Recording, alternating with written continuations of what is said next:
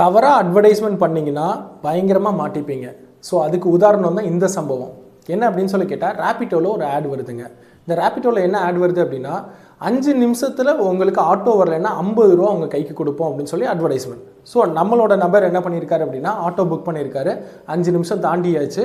So இவர் என்ன பண்ணியிருக்காருன்னா 50 ரூபா வரும் அப்படின்னு சொல்லி எதிர்பார்த்ததுக்கு இவங்க ரேபிட்டோ என்ன பண்ணியிருக்காங்கன்னா 50 காயின்ஸாக கொடுத்துட்டாங்க, நீங்கள் அடுத்த ரைடுக்கு யூஸ் பண்ணிக்கலாம் அப்படின்னு சொல்லிட்டு. ஆனால் பட் இந்த ஆடில் பார்த்தீங்கன்னா எங்கேயுமே மென்ஷன் பண்ணலை இந்த மாதிரி காயின்ஸாக கொடுப்போம் அப்படின்னு சொல்லிட்டு. அவங்க என்ன மென்ஷன் பண்ணியிருக்காங்க, 50 ருபீஸ் கொடுப்போம் அப்படின்னு சொல்லி. இதுக்கு நம்மால் கேஸ் போட்டிருக்காரு.